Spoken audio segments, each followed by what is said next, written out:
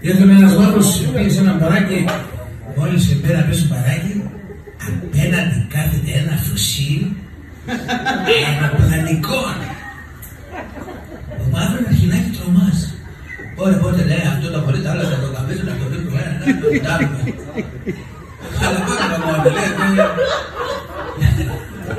λέει, νομίζω τώρα μέσα ότι λέει αποτίσατε. Άρα αποτίσατε, λέει, μπορεί να δουλεύατε να πατήσω. Πάει και κάτι κάτω από κάτω, δεν τα λέει τώρα, είναι. Λέει αυτή, καλά. Έλα να τεκανά τον από να πούμε να κουτάρουμε, να πούμε να κουτάρουμε. Λέει αυτή, εντάξει. Θα βάλουμε 2 ποτά, πήρε τα ποτά, λέει τα καρδιά το ακόμα ένα να είναι πολύ ωραία, τα ποτά είναι πολύ ωραία, αλλά τα καρδιά το ακόμα ένα να πούμε να κουτάρουμε να είμαστε ωραίοι. Λέει εντάξει. Αρπίνε, λέει, σφενάκια θα βάλουμε ένα σφενάκι να... Πήρε και τα σφενάκια, γίνανε κορκαντή, αγγελέπινα μπροστά του, να τώρα εκεί δίπαπα, έτσι. Σου λέει ο Μαύρονα τώρα είναι ευκαιρία να γαμώτε. Λέει, κορεκάκι, πάμε εδώ πέρα πέτω το γονέα, που δεν μανεύει κανένα, να το πατέ το ένα να κουτάρουμε. Εκεί θυμίζει τη σούρα της τώρα.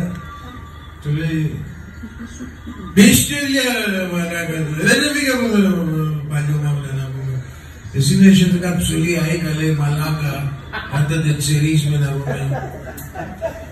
Μην ακούτε μαλακοί που λένε ο κόσμος να είναι ψέματα, δεν είναι μεγάλο, είναι μικρό, να το καταλάβει καθόλου λέει.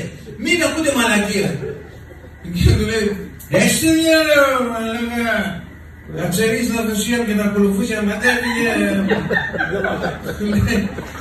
Μην ακούτε, είναι μύτο αυτά που λένε ψέματα όλα, δεν είναι το δικό μου, είναι πολύ μικρό, δεν είναι μεγάλο, όχι το λέω, δεν τόσο είναι μεγάλο, το πατήρι μου είναι να κουτάζει, λέει. Όχι λέει ρε μαλακατή, λέει άμα θέλεις ένα τσιμπούκι σε κάτω. Α, στεμπούκι λέει, στεμπούκι άμα είναι κάτω το μόνο μου.